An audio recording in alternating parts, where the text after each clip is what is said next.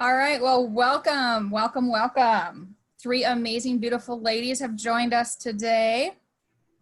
So we are here. My name is Geschke, and I'm with Wisconsin Voices of Recovery. We also have Megan sitting in for Wes today. And we have Tamara. I want to say Tamara, it's Tamra. We have Tamra. You're close. Tamra. You're so close. How many times did I say your name right before we started this? I'm just going to call you T. Right, that works. We have T with us today. I don't know why I just did that. I think it's because I'm on overload today. So anyways, and I'm going to talk about that real quick. So we are going to kind of get started. We do these every Wednesday, Friday, unless there's something going on that we don't have it. But today we're having it. And today's format's going to be a little bit different because we're going to let T just take off and do her thing today because she's got a lot she wants to talk about. And if there's one thing I have learned from her, it's self-care and to be kind to yourself. And so I woke up this morning and I thought, you know what, I'm really not sure how to do this Q&A with her because she had so much information and I was stressing. What should we talk about? How should I present it? What questions should I ask her? And then I took a step back and said, I don't really have to even worry about it because she knows exactly what she's doing and she can just have the show. So we're going to do that format today. So I'm going to just stop talking and I'm going to turn it over to you. It is the T show today. So I'm going to hand this over to you. Do you like that? Is that nice? Yeah. Thing. But thank you so much for joining us. You are an amazing soul. We adore you and I love your spirit. I've watched your lives on Facebook, which is one of the reasons we decided to have you come on here because in the midst of this pandemic, you make me laugh. You make me I sit at home and I'm like scrolling through Facebook and I see you on your post and I'm like, I can take a mental break here for 5 minutes and just watch you and forget all the stress that's going on in the world. And I love it. So thank you so much. I'm going to turn this over to you and let you do your thing. So thanks. Thank you so much. What an honor to be here and to be anywhere right now, right? I mean, the circumstances in our time. I want to start this. Well, I want to start our time together with a moment of silence. I want to start our time together, and I know it's difficult, and I promise we'll probably get to some laughter and some other stuff. It's also very serious, the things that people are facing today, on top of in a pandemic, which most of us, at least I didn't even know how to spell it back in the day. I was a little too lost, you know what I mean? But anyway, I really think about the people right now. There have been many times during this time and all the fears that come along or the frustrations and all of the concern for the what ifs and then we don't knows. I would really take a deep breath and think about those people still struggling with addiction right now, struggling with mental health, struggling with homelessness, families that are missing their loved ones, concerned about their welfare, because right now, not only is an addiction and mental health and other struggles happening, on top of it, people are getting sick and likely may not even know that they're sick because they're in the midst of their addiction, right? So for me, I would have never known until I bottomed out that I got really sick. So I want to take a moment of silence for those people struggling, family members. I really want to think about that gentleman yesterday, George Floyd, and all of the crazy things that are happening in our country today in this great divide.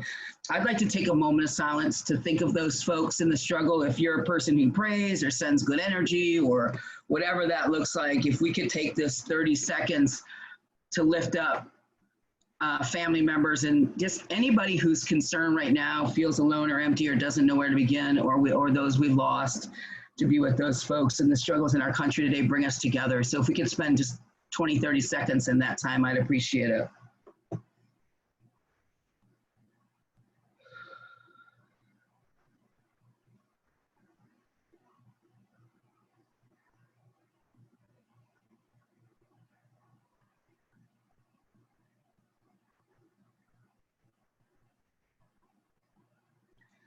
Thank you. I know it's probably odd to do online, but I think it's so important to be with people. And sometimes when we can take a deep breath and reflect, we can really be in that. But I'm going to start this because what was the title of this bad boy? The 2020 Road to Roller Coaster Ride. Come on. Can you hear it? All right. Let me hear you. All right.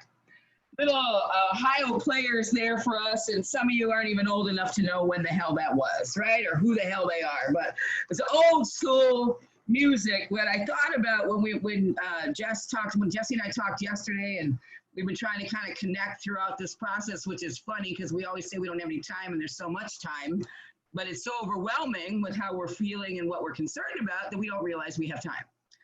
So that being said, I was thinking about what do we call this little talk or this conversation together, and I really hope that we can engage together. This isn't just me talking to you. And I thought about the roller coaster of emotions I've been on. I've been on them my whole life and certainly didn't know how to manage them until I got into recovery, right? And that took me 15 years of an addiction, smoking cocaine, taking the rails off the place and probably everybody else's rails while I was at it, trying to turn them in. But, you know, I drove all the way into what they talk about sometimes with recovery as it relates to drugs and alcohol, and we talk a lot about going to the bottom. And my bottom was wanting to die by the end of my addiction, not wanting to live anymore. And that addiction took me to prison, right? And believe it or not, I've never thought I would say I'd be grateful to have had that as my experience. The time though of kind of stopping me dead in my tracks gave me a chance to sit with myself and begin to think about either A, did I want to live? And B, did I want to figure out what that looks like without running from everything? Because in prison, you really can't run anywhere, okay? They lock the doors. So when I was thinking about this time to talk with you, I was thinking about what could I offer that may be helpful or remind us of the fact that although we may feel alone, we're not really alone, that there's so much more. There's a whole bunch of us that are going to watch this, that are going to connect, that still connect with one another. And I just wondered what I might be able to share that might be helpful. So I'd really appreciate as we go on, if you would have any questions or comments or ideas or things that you want to talk about or have me talk about, please put the comments in there. So this is about us. We're in this together. This isn't me talking. This is us as a collective saying we want to be there for one another and support one another and find our way through the darkness.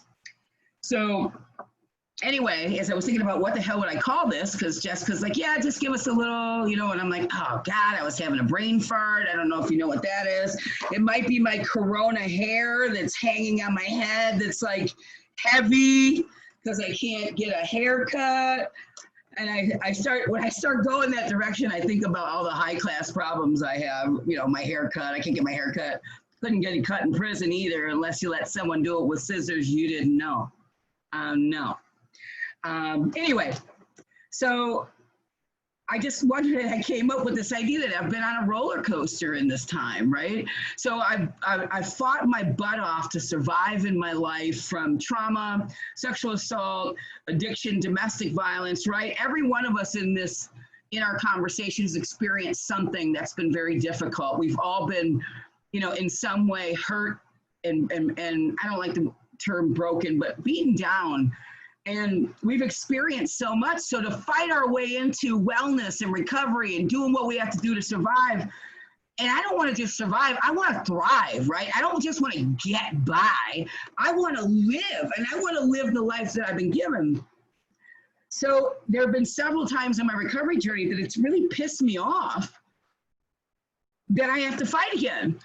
And now that fight usually for me is internal, right? Sometimes it's external, sometimes, particularly working in corrections, leaving corrections as a person who was justice involved. And I feel I was called back to go into corrections. And I thought I was going back there just to serve the folks that live there. And what I found is that every human being struggles and that every human being has experienced something that has been difficult in their life. And if we don't start to see each other as a collective, as the village, right? And that we're in the same village, whether we agree with everybody or like everybody, it really causes us our own turmoil and then continues to create this divide. So I was thinking about this roller coaster of emotions I've been on, and I was really scared at the beginning. I've got the top 3 health conditions that says, you know, you probably shouldn't be anywhere outside. You probably shouldn't even breathe heavy, you know, that you shouldn't go anywhere. And I spent my whole life, you shouldn't. And loving myself enough today, or at least trying to say, as crazy as this is, because I've been incarcerated. So let me tell you that this beats a 6x9 cell. When I start getting overwhelmed and frustrated and angry about, I can't do this, I can't do that, which, you know, I miss people. I love them. I'm a huggy-duggy little lovey-dovey, even though I never knew it. But I'm somebody who loves to be with people and see and hear their stories. And so it's been a really difficult time. And then on top of it, worrying about whether or not I was going to make it, or was my partner going to get sick, or with my family. My mom is 73 and she's still working at a clinic. You know, and at her clinic, when they first started this, they didn't know how to handle it and what they were going to do. So they were sending the people who had the most symptoms to her desk, right? And I mean, my mom has probably been the only person who cared if I lived or died. And to think about her having to go into work every day, or, you know, and she chooses to. She'd go crazy if she was sitting at home all day. She could have never done prison, which I'm glad she didn't. But I think about, you know, where everybody's at with this, and each person is different, but it is a complete emotional roller coaster. And I can either feed the fear or the frustration or the angst or my rights or whatever side of the fence you're on, or whatever you believe about how we should open up or we shouldn't open up. I'm going to ask this question is, when I think about recovery, I think about peace. I think about joy. I think about the opportunity to experience whatever moments I have and be in them, not be somewhere else, right? That's very new to me. I ran from everything, not literally, and certainly not the police. I'm a big girl, be kind. So, you know, I ran from not knowing what to do to calm the storm inside of me. With what was going on outside of me, and when Jesse and I talked about this, all I can think about is this storm called COVID-19 right now. This is the new storm, right? Before all this, you know, we've been talking about the opiate epidemic for a long time. We've been talking about prison reform. There's always a storm, you know, there's always a storm, and some are way scarier than others. But what I found, I actually made this bottle.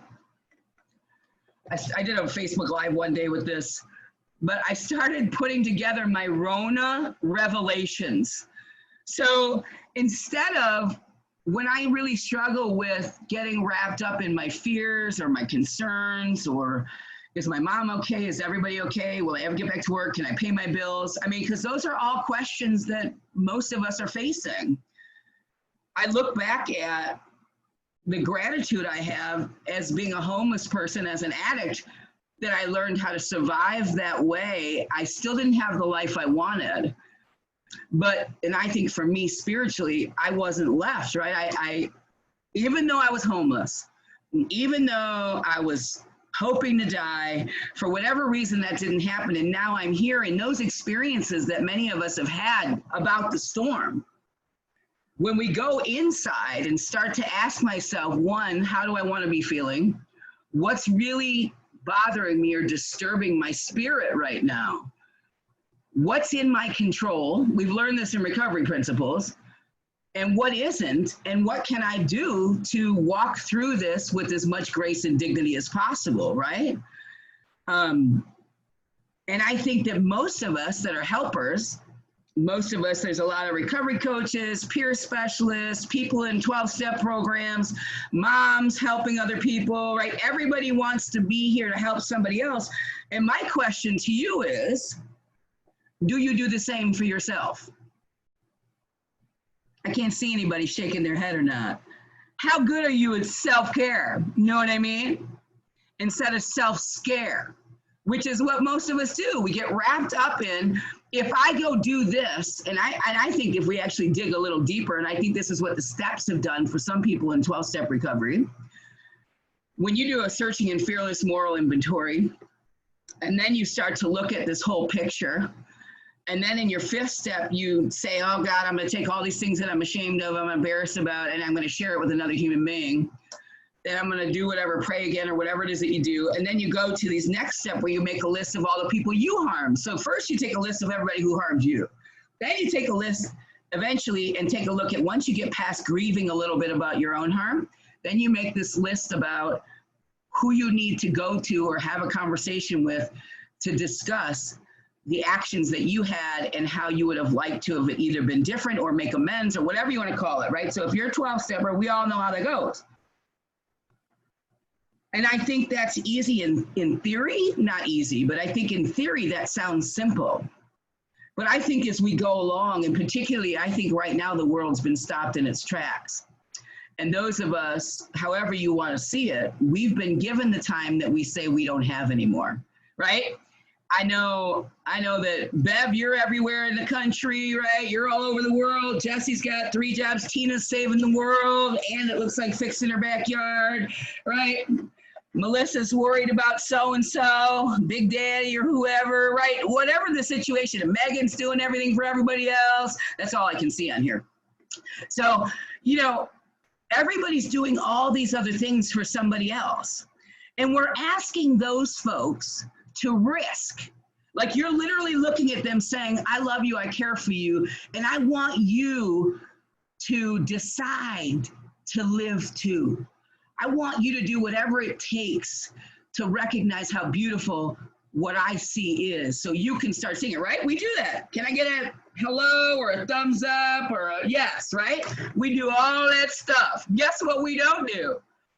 Ask ourselves, oh, really?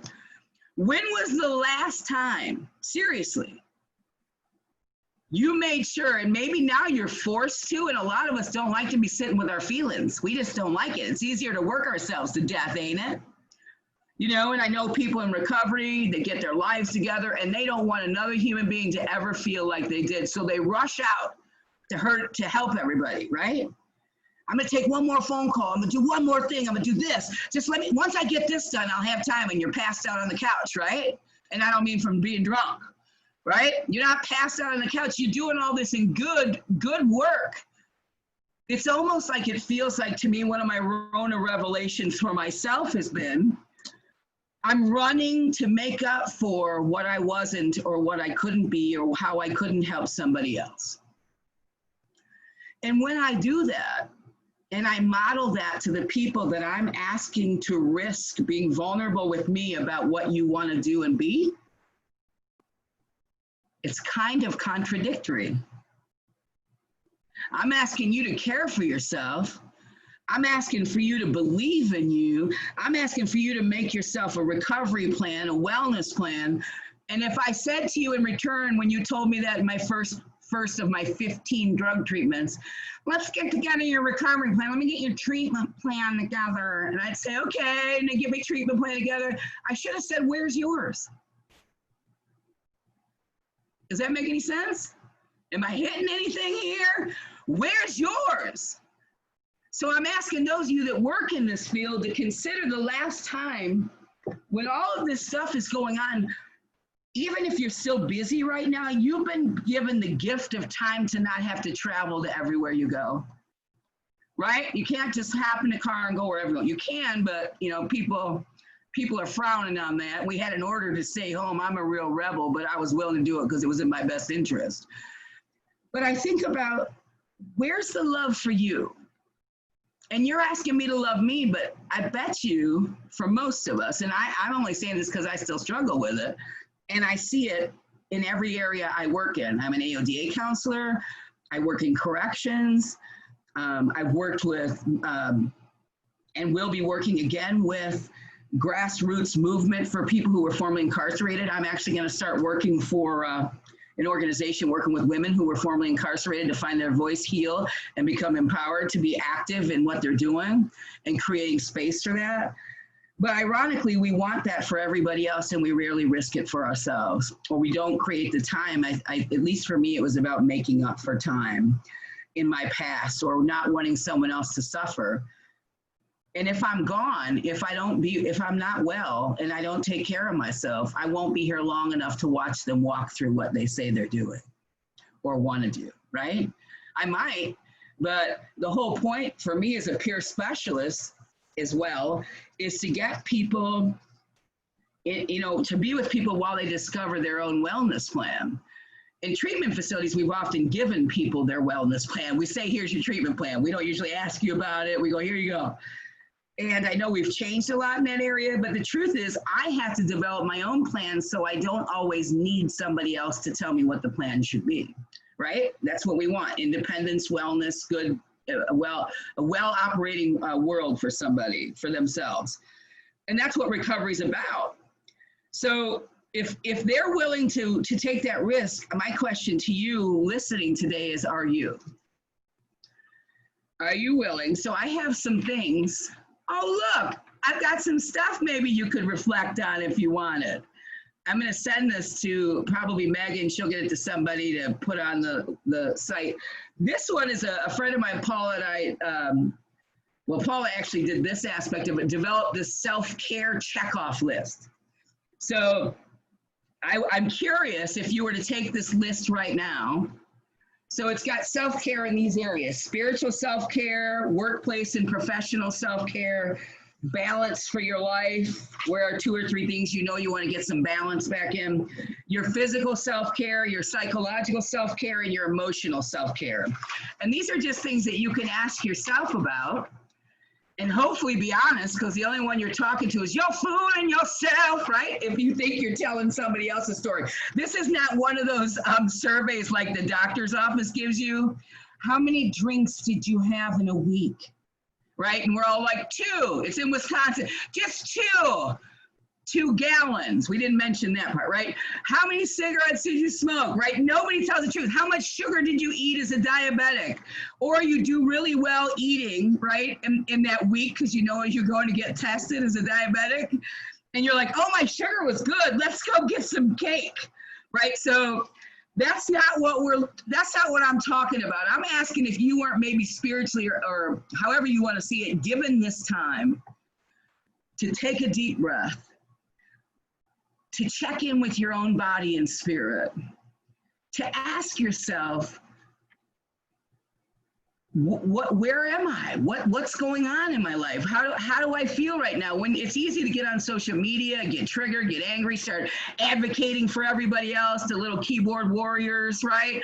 We all get online and we start advocating for everybody else. And I wonder if sometimes for a lot of us who've experienced trauma and have lost people and all of that, I wonder if that's not a way of not sitting with the grief. Because when we go through and when we work with other people, when we spend time with people in recovery, their stories remind us of something of our own. And there's kind of, sometimes for some of us, there's a trigger. And instead of sitting with it and asking myself why I'm disturbed, because a lot of us want to go save everybody else, right? Let me go help you. Let me fix this. Truth is, you can't fix it, right? I can be with you while you fix it. But if I do that, I don't have to sit with how it feels to connect to those things that once either I experienced or my loss. And I'm not, please know that this is coming from my heart and my own journey with this. This isn't me saying you should or shouldn't. This is me inviting you to think about the idea that what does your self-care look like?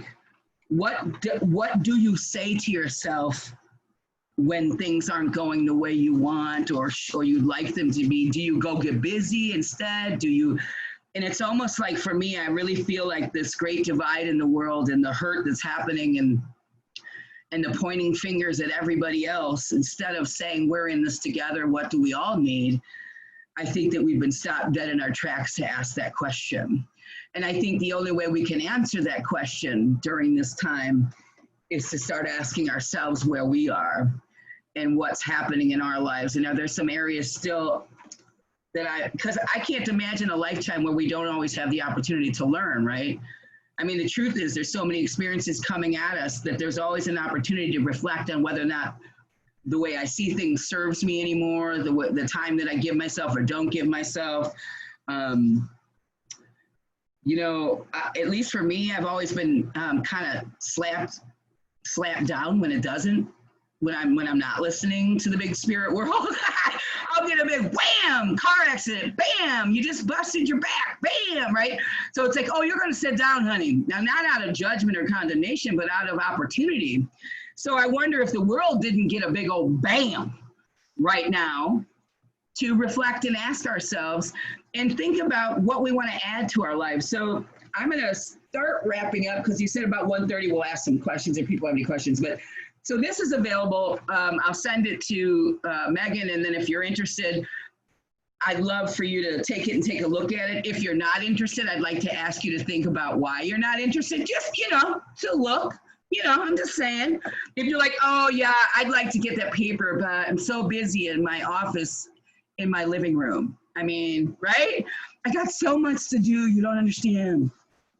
So I would encourage you to ask the beautiful spirit inside yourself that's probably saying, go get the paper. Maybe it's nothing, maybe it is. Why you wouldn't. So the other thing is, for those of you who might have some time right now where you're really feeling like you're struggling, please, please, please, please, please reach out. Call somebody on the phone. There's all types of meetings online. You can call 211. I know it's not probably our favorite, but there's meetings online.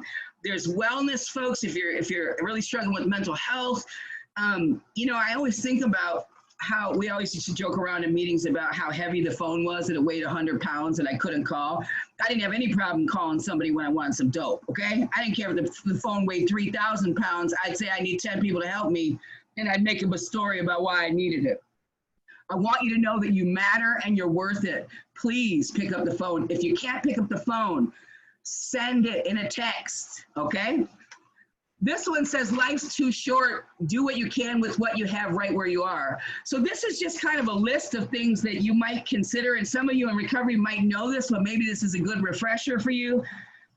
Pay attention to who you spend your time with at work and at home. Well, I know that a lot of us aren't necessarily going in, but who are you giving your energy to? And even on Facebook or other social outlets, what are you doing with your time? Are you balancing your time with, you know, with looking at the things that are happening right in the world, the celebrations? When was the last time you went to a meeting or got on the phone and started screaming about all the great things that are happening in the world? Oh my God, guess what happened today? Mary Beth dropped off a heart rock on my porch, right? When was the last time you got excited about sharing something that was meaningful to you? I don't know that answer, only you do. And did you? And when was the last time? And if it isn't, can you build that into your life? Because equally, while this stuff is happening, beautiful things are happening.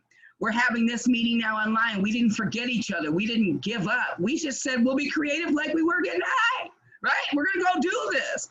So we have the skills. The question is, how do I quiet the storm outside and the one that's inside of me to recognize I've been through many storms?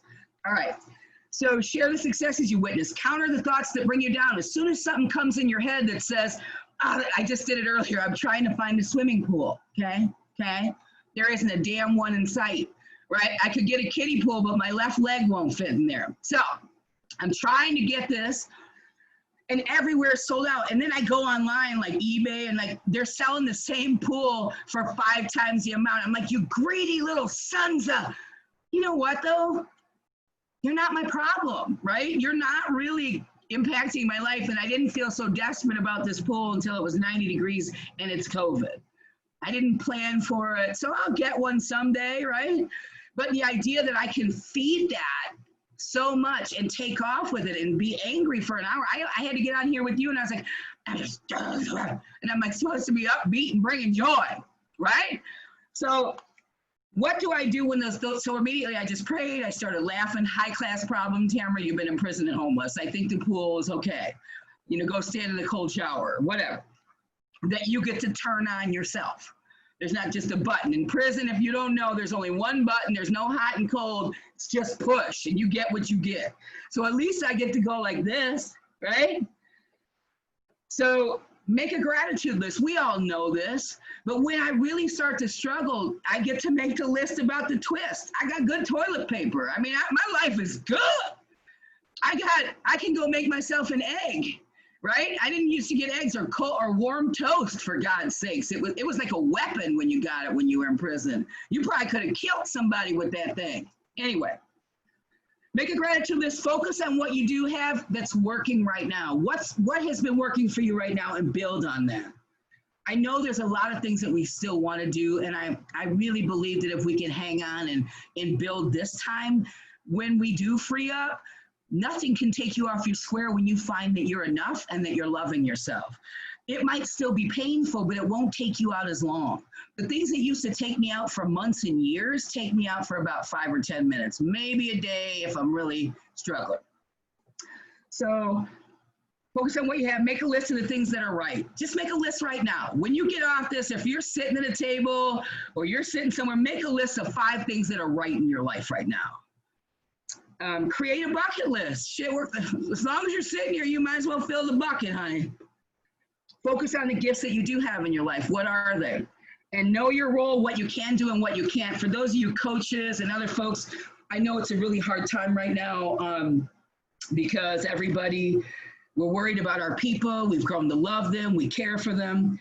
I also know that the same spiritual entity or whatever you want to call it, or the same gift that I had or was given, whatever you call higher power, whatever you want to call it, good orderly direction, is also available to that person, and I'm not in charge of it. I literally am only responsible for what I can do to offer hope and love, hold the mirror up that says, I believe in you. Even if I could come to your house, I couldn't make you do something, right? It doesn't really work. Prison doesn't work. You can't make people change. You can invite them. And so if you stay well, you can invite them in the beacon of hope by using some of these skills to remind yourself what you did and model what you're doing. So this last one is just questions. After this time we spend together, what are 3 takeaways you have that might help you shift your perspective when you're struggling right now? What are 3 things? What are 3 things that I'll do when I'm struggling to keep hope alive, to continue this commitment to myself when I really want to give up? Maybe it's you go take a deep breath. Maybe you take a ride to the park. Maybe you play with your dog. I don't know what that is for you. But it's almost like we need to be reminded when we're stuck. How will I build this self-care and reflection more into my life all the time? How am I going to do it? Who am I committed to? What am I willing to do when I get stuck or want to give up? Who will I reach out to? Even when I don't want to pick up the 100-pound phone, can I commit to, and will you name who that person is? That's what this little thing is about, your own kind of checkoff list. And then once I start doing this self-care and maybe I commit to 3 things that I didn't have before or that I want to refresh in my body, I'm going to sign this little contract and date to myself. And I'm also going to say the last question is, who will I follow up with or connect with to share what I'm learning about myself and where I want to be and the goals I have? Who will and especially for you helpers who are helping everybody else, I think there's some sort of idea that we can't need support. At least we don't say it. We say it all the time. Even I need support, but when do we use it, right? And we say it out loud, but are we living it? Because you're not in this alone. You chose to do something that most human beings only want to read about. You chose to stand in the gap for people that a lot of people have written off and said they don't matter. You chose to love the people who at times are not necessarily living up to their greatest gifts, right? And you stand in that gap for them anyway. And here's my question to you. Don't you deserve the same? And how can you model it if you're asking them to receive what you're offering? So I don't have that answer for you, but I got a whole lot of love for you. And if you want to know, hit me up.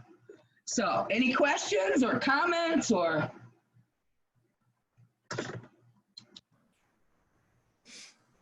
Well, thank you. I always learn something whenever I listen to you speak, and you're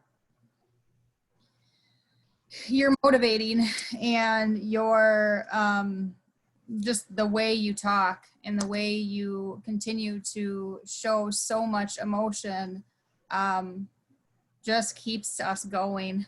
But I would love to hear from the other three on here as to what's kind of bubbling up for all of you guys as you're listening, because you all work with individuals. You're all, you know, peers, and I'd love to know what's kind of going on inside of each of you. Because I mean, I know for me, I was just like, yeah, all right, as I was listening. So what's kind of bubbling up for each of you? I could go. Okay. Thank you for coming on today. Excited to see you. You are very inspiring, uplifting. You make absolute sense for me to understand, and I'm sure everyone else. So with you talking, your energy, everything for myself, and I believe others, give us the same thing to go through our days, because you uplift us. So I believe you make us really think deep, and with you making sense with what you say, it helps put things in perspective, and it also helps me, as well as others, I'm sure, help others because of your experiences, because of you sharing your knowledge, giving it to us. I think we give back from that. So thank you very much. Thank you for traveling yourself in the past and sharing what you have with others. You are a huge inspiration. So thank you. Good to see you, by the way. You too. Thanks. Thank you so much, Tamra. Every time I listen to you, I expect you to be singing, you know, because you have a great singing voice too. And, you know, you do inspire, and you're very motivating. In fact, the time last August, I stood up to give you a standing ovation that I thought everyone should have given you. And so you are an amazing advocate. And I'd still like to get into where you work to share Megan's story. And that is my coping mechanism. And during this pandemic, I keep getting so many messages that people are overdosing and dying. And I don't want to just say, oh, I'm so sorry for your loss, because there has to be much, much more. And so I keep writing posts to do that warrior posting, to let people know that there are resources, and, you know, to counteract what I hear so many people, oh, but I have to be able to see and be in person with somebody in order to get the help. Really? You have to take and meet people where they're at. And we couldn't do that during this pandemic. So thank you. Thank you. So I just want to say thank you. I learn from you every time I hear you speak. The peer specialist training I did with you, it has, you opened my mind to the different pathways of recovery. I was very close-minded to the 12 steps. That's it. What? Weird. And I understand now that there are different approaches, and I can respect harm reduction. I completely believe in that, and I never did. And I like hearing about self-care, because I'm really, really bad at that. And I just got a pretty huge health diagnosis that is forcing me to stop and look at self-care. And hearing you speak helps me, because I'm not good at self-care, and it helps me to understand how I can do that, like look at myself and help myself how I help other people.